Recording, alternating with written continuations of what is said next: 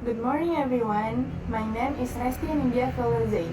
Today, I want to share my opinion about smoking in campus areas. A university is not only a place for academic learning, but also a community where health, respect, and responsibility should be our shared values. When smoking takes place freely on campus, it doesn't only affect the smoker, but also the people around them who are exposed to secondhand smoke.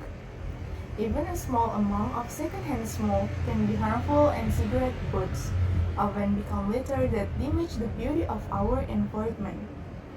For this reason, many campuses around the world have decided to adopt smoke-free policies.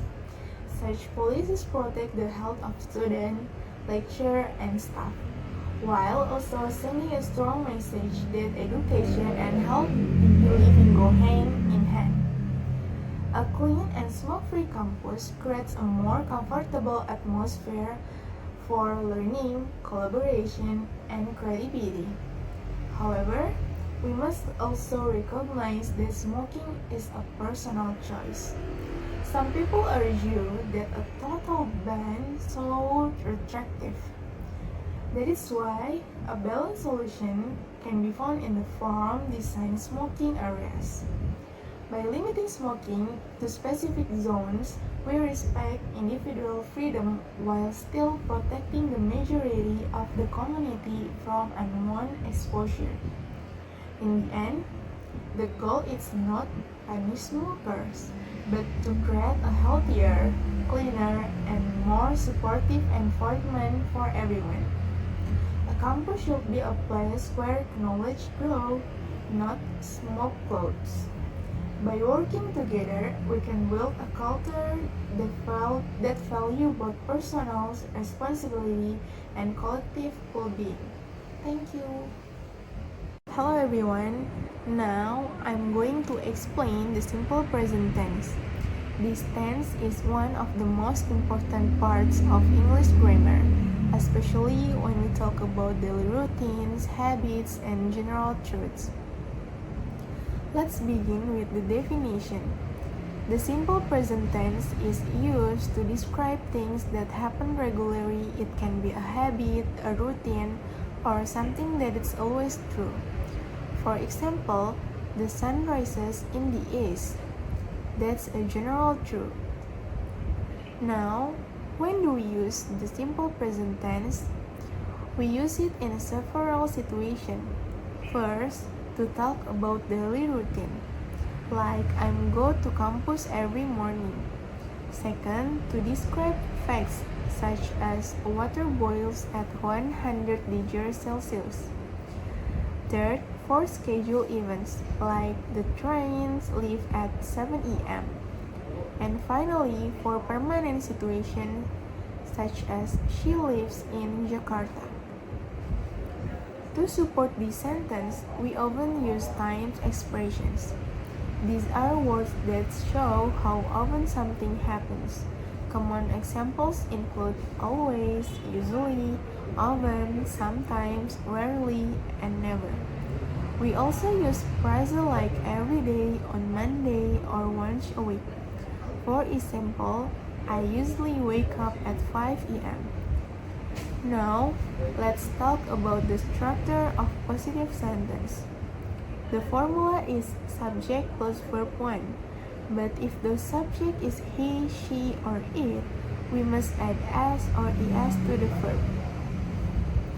Let's look at the example. I eat breakfast at 6 a.m. She plays football every weekend. They study English every day. Next, we move to negative sentence. The formula is subject plus do or does plus not plus verb 1. For I, you, we, they, we use do not or don't.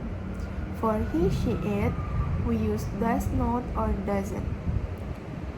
For example, I don't watch TV at night. He doesn't go to the gym. We don't talk anymore. Now, let's talk about questions. The formula is do or does plus subject plus verb 1. For example, Do they play soccer? Does he like coffee? Do you like him?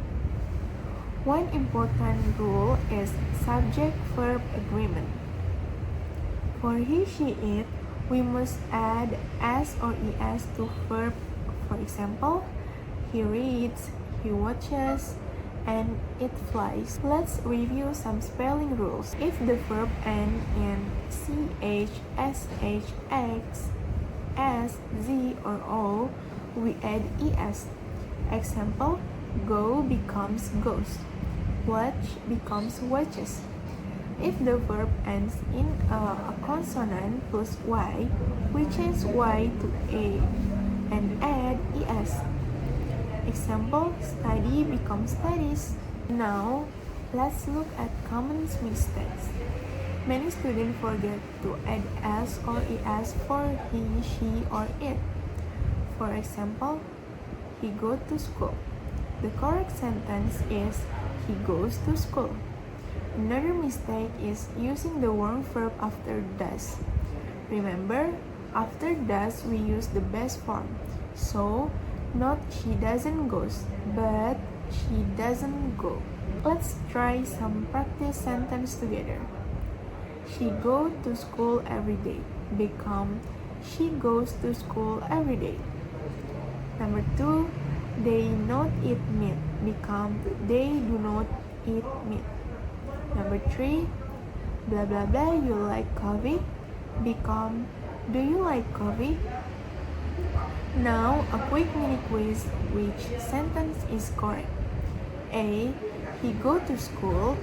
B, he goes to school. Or C, he going to school. Yes, the correct answer is B, he goes to school. Let's look at a short dialogue using simple present. What do you do every morning? I brush my teeth and eat breakfast. You can also try a role play with a friend. Talk about your daily routine using simple present tense. For example, I wake up at 6.